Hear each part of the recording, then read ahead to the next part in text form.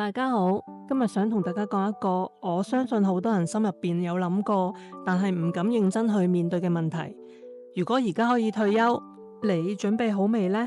我哋成日都聽到一句話，等我賺夠錢，我就要點點點。但係問題係賺幾多先至夠呢？而當我哋終於存到嗰個數字嘅時候，我哋仲有冇體力去實現嗰啲夢想呢？大家好，我係時之沙，每日同你讀一本好書。今日要介紹嘅呢本書，書名就好直白，叫做45歲退休，你準備好未呢？作者係田林斌，大家都叫佢做老克。老克喺45歲嗰一年做咗一個決定，離開咗石油公司22年嘅高薪職位，放棄咗大中華區業務總經理嘅光環，帶住太太移居南台灣，從此唔再為老細賣命，而係為自己而活。呢本書唔係佢嘅退休記錄，更加係佢退休後10幾年嚟用生命去驗證嘅一份樂活指南。如果你亦都對提早退休感到好奇，或者你正係處於想走又唔敢走嘅十字路口，今日呢支影片或許會俾到一支全新嘅答案你。點解係45歲呢？我哋由唔想到好想，好多人會問點解係45歲呢？再過多幾年，咪就係可以領多啲退休金咯。老克喺書入邊話，其實推動佢退休嘅力量係一個唔想，係一個好想。唔想係咩呢？係唔想再過種人生只係有開會、業績同埋辦公室政治嘅日子。佢形容當時嘅自己雖然頭銜好響亮，但係心裏其實好空虛嘅，好似一個不停轉動嘅陀螺。轉到最後都唔記得咗自己係邊個，但係佢真正令到佢跨出嗰一步嘅，係佢好想去探索，除咗工作之外，自己仲剩低咗啲乜嘢。佢好想追回嗰個年輕時中意彈吉他、中意睇書、中意寫作嘅自己。所以老克喺書入邊講咗一個好有趣嘅觀點：如果你只係因為而家憎呢份工作而退休，咁你其實未準備好啊！因為退休唔係逃避，而係奔向。你必須非常之清楚自己想要奔向點樣嘅生活。如果冇呢個好想，咁退咗休嘅你，只係由一個地獄跌進另外一個地獄。破解最大嘅迷思，錢係咪真係夠用呢？當然，我哋知道大家最關心嘅問題都係錢。老克喺45歲退休，錢喺邊度嚟呢？佢又唔係好有錢。老克喺書入邊好誠實咁講，佢喺40歲之前投資幾乎全軍覆沒，股票啊、房地產啊都輸錢，唯一冇輸嘅就只係定期存款。所以佢嘅退休金唔係靠咩高風險嘅投資，而係靠努力工作、簡樸生活、謹慎理財呢3件事換嚟噶。到底要幾多錢先夠呢？老克提出咗一個非常具體嘅公式。佢稱之為3個前提1個問題。3個前提係足夠嘅醫療保險。老克強調，醫療險係防止意外，唔係為咗賺錢。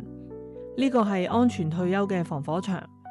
佢擁有自住物業，冇負債，呢點亦都係非常重要。如果你退休後仲要孭房貸，咁壓力真係好大。佢話攞到退休金嘅第一件事係將房貸還清。真心相信錢夠用，呢個係心態上最大嘅坑。如果你覺得錢永遠唔夠，就算你有1億都唔敢退休。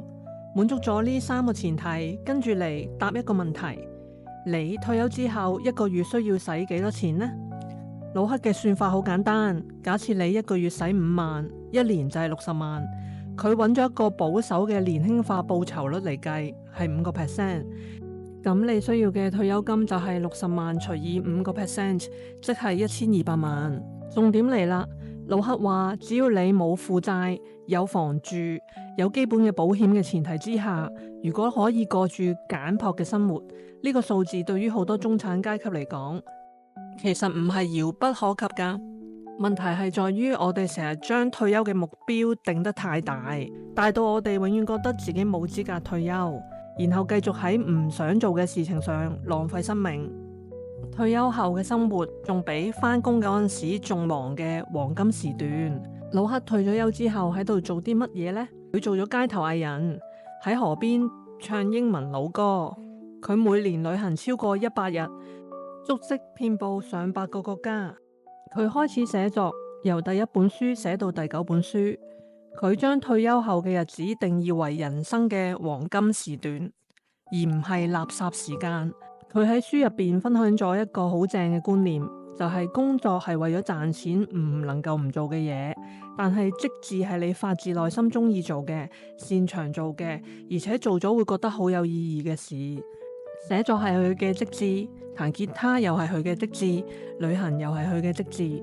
所以退休後嘅生活會唔會好無聊呢個問題，魯克嘅答案係：只要你有自己嘅職志，你根本就會好忙。佢甚至建議大家，與其煩惱退休金夠唔夠，不如先問下自己，如果你唔做嘢，你打算用啲乜嘢嚟填滿你嘅一日呢？移動力同埋放下跨越嘅3座大山。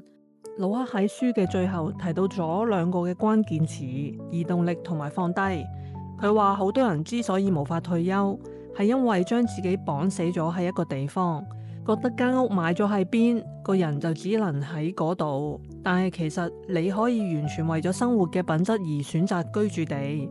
如果你覺得台北嘅樓太貴，就搬去高雄；如果唔中意台灣嘅氣候，甚至可以去馬來西亞或者葡萄牙做一個 long stay。佢鼓勵大家要成為一個走得出去、隨遇而安嘅地球公民，因為適應力強嘅人選擇就會越多，生活就會越嚟越自由。最後，亦都我覺得最動人嘅部分，就係佢提到人生要跨越3座嘅大山：錢、面子同埋生死。能夠跨越金錢，係知道錢係工具，唔係主人；能夠跨越面子，係唔再在乎人哋嘅眼光。45歲退休，親戚朋友會點睇呢？會唔會覺得我好懶散呢？魯克話：人生係自己嘅，人哋又唔會幫你生活。跨越生死係要喺有限嘅時間入邊活得淋漓盡致。佢有一個好得意嘅口號，叫做破產上天堂，意思係喺離開呢個世界之前，啱啱好用晒啲錢。聽起嚟有啲極端，但係背後嘅意思係唔好為咗留低遺產而委屈咗自己嘅人生。讀完魯克呢本書，我最大嘅感觸係佢冇將45歲退休當成一個遙不可及嘅傳奇，而係佢變咗一條可以一步步行出嚟嘅路。或者而家我哋仲冇辦法好似佢咁45歲瀟灑離開職場，但至少我哋可以由今日開始練習2件事。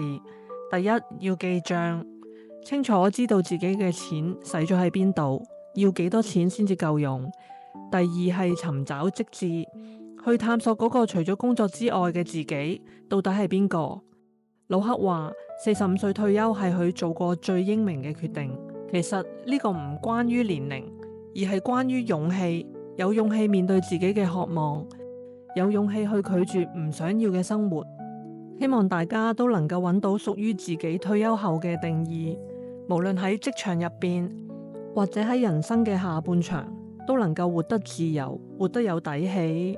如果你中意今日嘅分享，歡迎幫我按讚訂閱，同埋留言話俾我知你理想嘅退休生活係咩樣啊！我哋下支影片見。